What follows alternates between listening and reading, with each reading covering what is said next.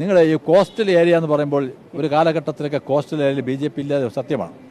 ഞാൻ ഇന്നലെ വെട്ടുകാട് ശംഖുമുഖം വലിയതുറയൊക്കെ പോയ സമയത്ത് അവിടെ നൂറുകണക്കിന് BJP പ്രവർത്തകരാണ് കോസ്റ്റൽ മേഖലകളിൽ പ്രവർത്തിക്കുന്നത്. കഴിഞ്ഞ കോർപ്പറേഷൻ തിരഞ്ഞെടുപ്പിൽ ഞങ്ങൾ എല്ലാ വാർഡുകളിലും സ്ഥാനാർത്ഥി നിർത്തിയിരുന്നു. ഞങ്ങൾക്ക് കാര്യമായ വോട്ട് മുന്നേറ്റം നടത്താൻ സാധിച്ചു. ആ സ്ഥാനാർത്ഥികളൊക്കെ അവിടെ കടലിൻ്റെ മക്കളായിട്ടുള്ള ആ സ്ഥാനാർത്ഥികളൊക്കെ ഇന്ന് ശക്തമായി തന്നെ BJP പ്രവർത്തിച്ചുകൊണ്ടിരിക്കുകയാണ്. കേരളത്തിലുടനീളം ന്യൂനപക്ഷങ്ങളുടെ അംഗീകാരം ഭാരതീയ ജനതാ പാർട്ടി കഴിഞ്ഞ 1-2 വർഷക്കാലമായി വളരെ കാര്യമായിട്ട് ഈ സമുദായങ്ങൾ BJPയോട് അടുപ്പം കാണിക്കുന്നുണ്ട്, അടുത്ത് ബന്ധം പുലർത്തുന്നുണ്ട്. അവരുടെ നീറുന്ന പ്രശ്നങ്ങൾ 2024 രാജവേട്ടൻ ലോകസഭയിൽ മത്സരിക്കാൻ വരുന്ന സമയത്ത് നമ്മളെ വലിയതുറ നമ്മളെ ഈ കോസ്റ്റൽ ഏരിയയിൽ അവിടെ സന്ദർശിക്കുകയും വോട്ട് അഭ്യർത്ഥിക്കുകയും ചെയ്തിരുന്നു. പക്ഷേ അദ്ദേഹം കൊടുത്തിട്ടുള്ള വാക്ക് ഓരോ പരാതിയും നിവേദനങ്ങൾ വരുന്ന സമയത്ത് കൃത്യമായും ഇന്നും അദ്ദേഹം രാജവേട്ടൻ ഇടപെട്ട് പ്രശ്നങ്ങൾ പരിഹരിക്കുന്നുണ്ട്.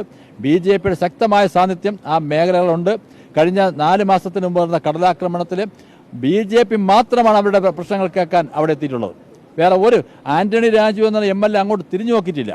അവരെ വോട്ട് വാങ്ങി MLA ആയ.